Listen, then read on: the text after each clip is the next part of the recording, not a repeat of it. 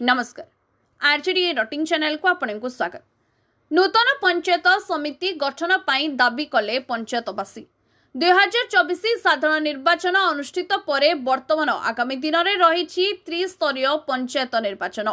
ए निर्वाचन को दृष्टि रखी विभिन्न स्थान नूतन ब्लॉक गठन दाबी उठुछि।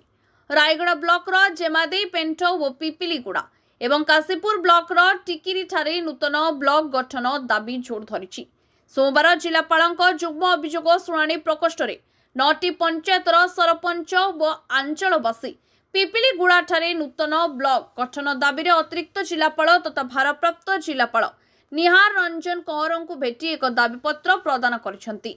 दाबीपत्र पाइबा परे एनी राज्य सरकार को अवगत कराजिबो बोली अतिरिक्त जिलापाल कंवर प्रतिश्रुति दैछंती। रायगढ़ सदर ब्लॉक मीराबाली दुर्गापाड़ू पिपलगुड़ा कारुबाई बड़ा आलुबाड़ी डांगलोड़ी कुली बाईसिंग व बैरागी हलुआ आदि 9टी पंचायत को नहीं नूतन ब्लॉक गठन पाई दाबी होईछि। सेमानंको कहवा अनुसार राज्य में किछि नूतन ब्लॉक व तहसिल गठन नहीं राज्य सरकार निष्पत्ति नैछंती बोली सुनिबाको पाइछंती। या पंचायतर अंचलवासी एही दाबी करिछंती कारण उक्त 9टी पंचायत रे मोट 50,000 ऊर्ध्व लोक बसवास करुछंती, जेउथरे 90% अनुसूचित जनजाति लोके रहिछंती।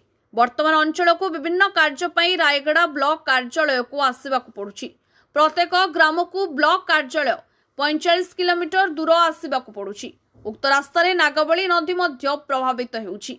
फଳରେ वर्षा दिन रे लोके नाई नथिबा असुविधार सम्मुखीन हेउछंती। ଏହା ପୂର୍ବରୁ 2000 ମସିହାରେ ନୂତନ ପଞ୍ଚାୟତ ସମିତି ଗଠନ ପାଇଁ ଦାବି ହୋଇଥିଲା। ତେଣୁ ରାଜ୍ୟ ସରକାର ଏଥିପ୍ରତି ଦୃଷ୍ଟି ଦେଇ ପିପଲଗୁଡ଼ାକୁ ବ୍ଲକ ଘୋଷଣା କରିବାକୁ ଅଞ୍ଚଳବାସୀ ଦାବି କରିଛନ୍ତି। ଏହି ଦାବିପତ୍ର ପ୍ରଦାନ ବେଳେ ଜିଲ୍ଲା କଂଗ୍ରେସ ସଭାପତି ଶଙ୍କର ଜିଲ୍ଲାକାର मीराबाली सरपंच अशोक पुआला जिला परिषद सभ्या पद्मावती मांडांगी पूर्वतन सरपंच सत्यवान मांडांगी समेत कारुबाई सरपंच दुर्गापाड़ू सरपंच व समस्त अंचलवासी उपस्थित रही।